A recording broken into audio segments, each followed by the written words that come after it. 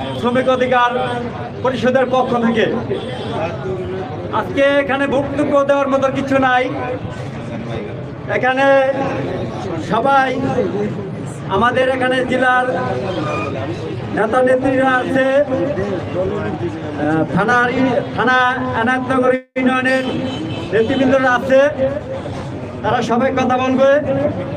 আমি সবাইকে বলবো, আপনারা আমাদের এখানে সবাই একজোটে কাজ করবেন। আমাদের প্রধান অতিথি আছে নাহিদ ভাই, গণ অধিকার পরিষদের নারায়ণগঞ্জ 4 আসনের ট্রাক মার্কার প্রার্থী আরিফ ভাই, আরিফ ভুইয়া। তাকে আপনারা সবাই একজোটে সমর্থন করবেন। আশা করি ইনশাল্লাহ আমাদের নারায়ণগঞ্জ 4 আসনের প্রার্থী হিসাবে গ্রহণযোগ্যতা হবে। এই বলে আমার সংক্ষেপ আলোচনা শেষ করব।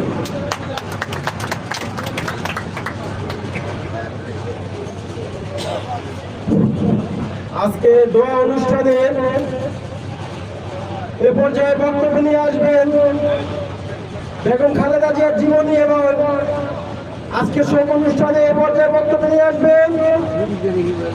আজকের অনুষ্ঠান সফল করার জন্য যারা অক্লান্ত পরিশ্রম করেছেন তার ভিতরে অন্যতম এনায়েতনগর শ্রমিক অধিকার পরিষদের সম্মানিত সভাপতি মোহাম্মদ মুন্না ভাই।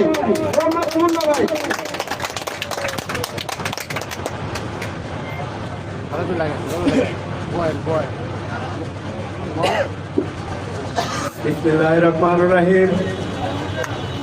আজকে এখানে উপস্থিত আমাদের নারায়ণগঞ্জ গণ অধিকার পরিষদের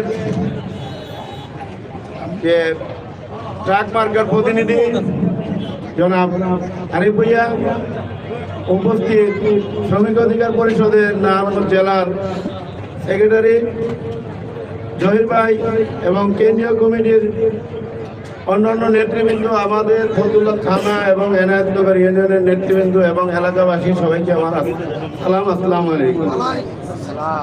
এখানে আজকে আমরা যে উদ্দেশ্যে দোয়ার আয়োজন করেছি, উনি হলো আমাদের জাতীয়তাবাদী বিএনপি দলের চেয়ারম্যান এবং 3বার প্রধানমন্ত্রী। ওনার মৃত্যুতে আমরা গভীর শোকাহত।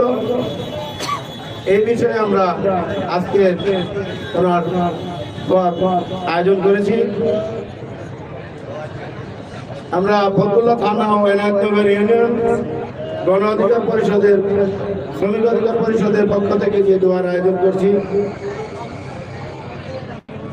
সুষ্ঠু সুন্দরভাবে আমরা এই দোয়ার আয়োজন করেছি। এই বলে আমার বক্তব্য শেষ করছি। আসসালামু আলাইকুম।